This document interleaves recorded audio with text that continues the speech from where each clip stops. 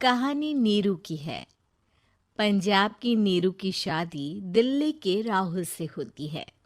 दिल्ली कितना बड़ा शहर है ना, लेकिन आप लोगों का घर तो बहुत छोटा है।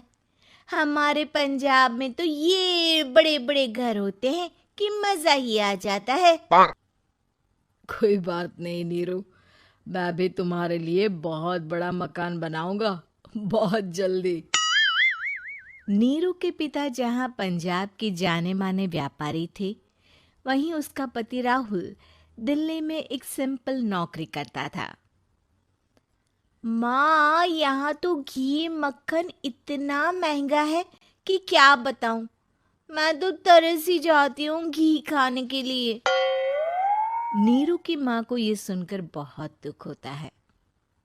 मेरी बेटी को घी नसीब नहीं हो रहा है और ये बहू यहाँ बैठकर घी में शक्कर डाल रही है। देख वनीता, मैं साफ कह रही हूँ, इस घर में जितना घी आएगा उतना ही मेरी बेटी के घर दिल्ली भी जाएगा। अरे, ये क्या बात होती है माँ जी? बेटी का उतना ही करो जो अच्छा लगे। अब क्या मायके से घी और मक्खन तक की सप्लाई करोगी आप? हाँ, मेरी बेटी किसी चीज को तरसे मुझसे बर्दाश्त नहीं होता। अब क्या था, नीरू के मायके में 2 किलो घी आता तो 2 किलो दिल्ली जाता नीरू के पास। एक दिन, माँ, बड़ी गर्मी पड़ती है दिल्ली में। इस घर में तो एक ही एसी है और वो भी ड्राइंग रूम में। सारा परिवार एक ही कमरे में सोता है। हाँ बेटा, वो तो हर घर की कहानी है। यहाँ भी एक ही एसी है। अरे बिल इतना आता है कि क्या बोलूं। तभी वहां राकेश आ जाता है। माँ, थोड़ी देर में यहाँ कुछ प्लम्बर आएंगे मेरे कमरे में एसी लगाने। जरा ध्यान से लगवा देना ना माँ। ओए, ऐसे कैसे तेरे कमरे में एसी लगेगा? हाँ हाँ राकेश, एक बार बात तो कर लेता। अरे पापा, वो वनिता को गर्मी में नींद नहीं आती। ड्राइंग रूम में सबके साथ सोने में वो अनकंफर्टेबल है, इसलिए। अरे पूरे परिवार के साथ वहां तेरी बहन नीरू भी तो सोती है। वो नहीं हो रही क्या अनकंफर्टेबल? समझ रहा है ना? अगर एसी लगेगा तो एक दिल्ली में तेरी बहन के कमरे में भी लगेगा, तभी तू लगा सकेगा। राकेश वनीता को सारी बात बताता है। वनीता करती भी क्या, मन मार कर बैठ जाती है। माँ, ये लोग ठीक नहीं है, क्या करूं मैं? अरे बेटी, यहाँ आ जा तू, यहाँ आकर रह ले। अरे छोड़ दे ऐसे पति को। कैसे छोड़ दूं माँ? समाज क्या कहेगा, लोग क्या कहेंगे? वैसे भी मेरा एक बेटा है मयंक। अरे हटा बेटा, तेरी उम्र ही क्या है? इतनी परेशान रहेगी तो काम कैसे चलेगा? खैर, बात आई गई हो जाती है। माँ को लगता है कि नीरू ठीक है, तो वहीं नीरू के मन में एक ही लाइन चल रही होती है, यहाँ आजा। माँ ने तो बोल ही दिया है कि यहाँ आजा। बस मयंक थोड़ा सा बड़ा हो जाए, इन गरीबों को छोड़कर मैं वापस माँ के पास ही चली जाऊंगी।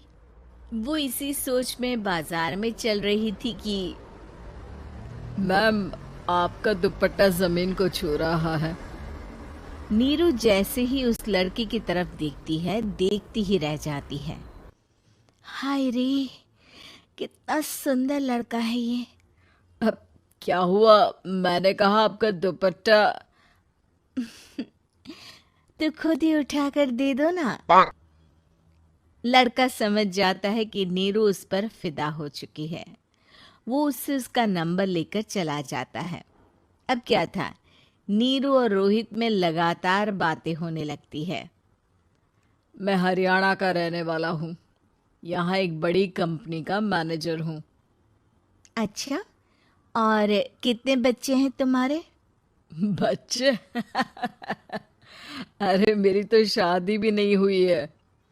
तुम बताओ, शादी करोगी? नीरू शर्मा जाती है। अब लेकिन मैं तो पहले से ही शादीशुदा हूँ। मुझे फर्क नहीं पड़ता, बस तुम शादी कर लो, भाग चलते हैं। बहुत पैसे वाला हूं मैं, हमेशा खुश रखूंगा तुम्हें। नीरू रोहित से मिलकर सारा प्लान बना लेती है और फिर एक दिन घर से भाग जाती है। दोनों शादी कर लेते हैं। शादी के बाद क्या बात है नीरू, तुम्हें परेशान सा देखता हूँ, सब ठीक तो है ना? हाँ हाँ, सब ठीक है।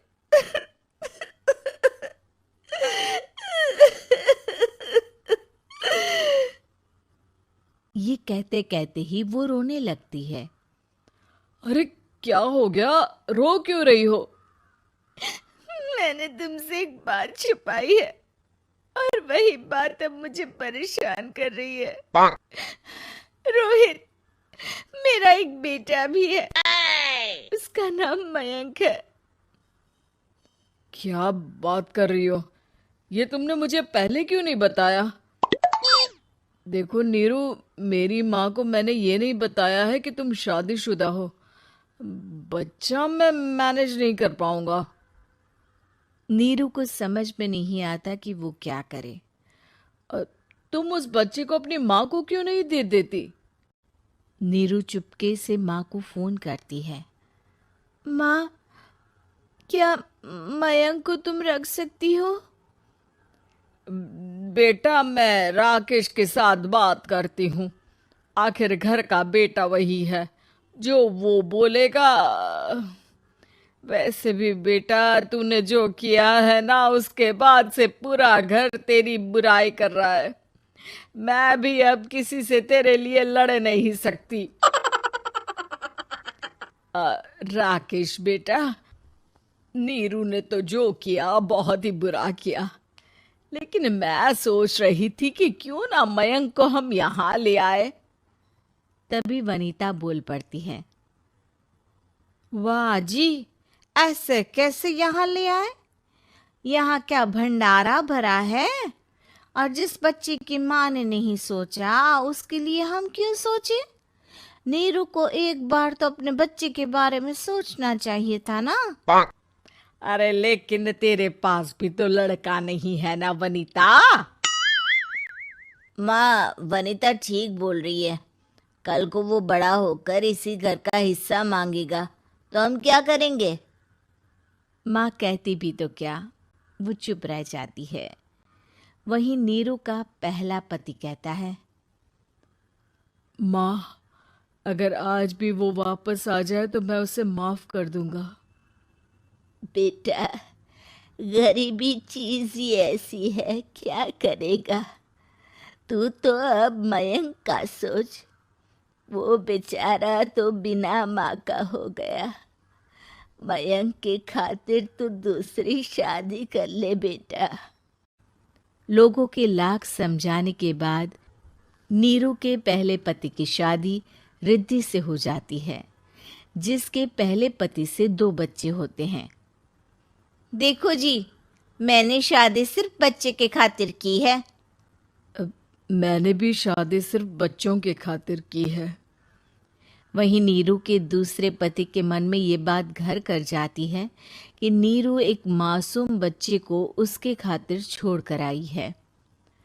अब देखो नीरू, मुझे लगता है कि जो औरत अपनी कोख का बच्चा छोड़ सकती है, वो तो कुछ भी कर सकती है। कल को तुम्हें मुझसे अच्छा कोई मिल गया तो तुम तो मुझे भी बाय बाय कर दोगी ना। नीरू को अब उसका दूसरा पति ताने देना शुरू कर देता है। तंग आकर नीरू उसकी यहाँ से भागकर अपने पहले पति के पास चली जाती है। लेकिन ससुराल में क्या लेने आई है नीरू, मयंक को?